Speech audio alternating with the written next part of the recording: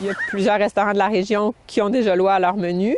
Puis ça serait intéressant qu'on s'unisse puis qu'on crée un événement avec une marque de commerce touristique au niveau du tourisme gourmand puis qu'on puisse se démarquer de cette façon-là.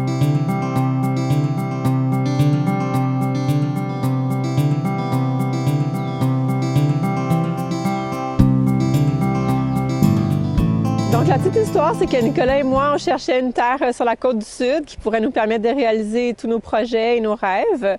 On a trouvé cet endroit qui était magnifique avec une érablière puis des grandes terres. Donc, on a créé la ferme du Sifflorange. On avait toujours voulu faire de la volaille sur pâturage. Donc, maintenant, c'est une production d'oie en pré-verger et sur l'herbe. Puis, on produit aussi du sirop d'érable, mais c'est aussi un projet d'autonomie alimentaire avec un volet éducatif à la ferme.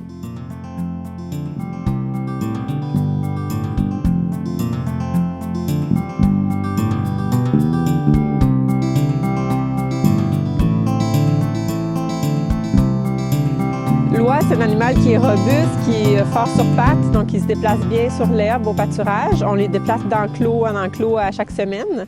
Puis ils peuvent aller aussi sous les arbres, profiter de l'ombre, puis en même temps vont fertiliser les vergers par rapport à d'autres volailles qui sont plus déplacées dans des enclos. Les oies sont en semi-liberté, puis en plus on les conduit comme un troupeau. Donc on peut les rentrer le soir, puis les sortir le matin.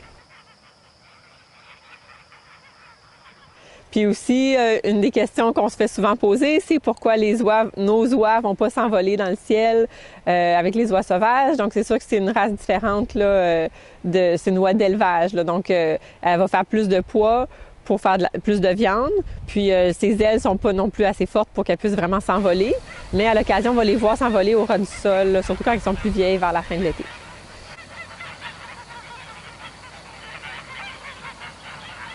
C'est notre 5e année de production d'oie. On a commencé par en élever seulement 40. À ce moment-là, la viande était toujours destinée aux restaurateurs.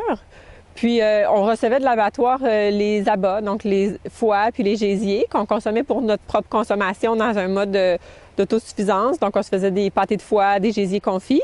Mais avec le temps, on élevait jusqu'à 100, 150 oies.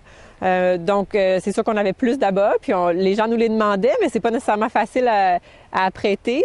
Donc, on a développé des produits transformés prêts à manger, un parfait de foie d'oie qui est en 2 saveurs, chanterelle et fleur d'ail, puis érable et ortie, les gésiers confits aussi.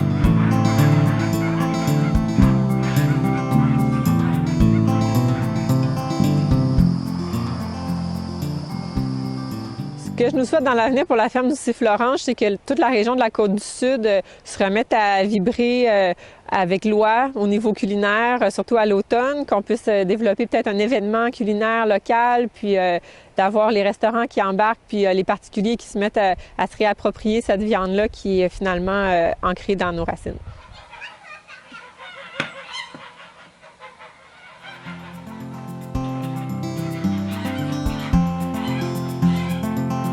C'est ce qu'on nous souhaite, c'est ce que la ferme du Sifflorange souhaite pour la région.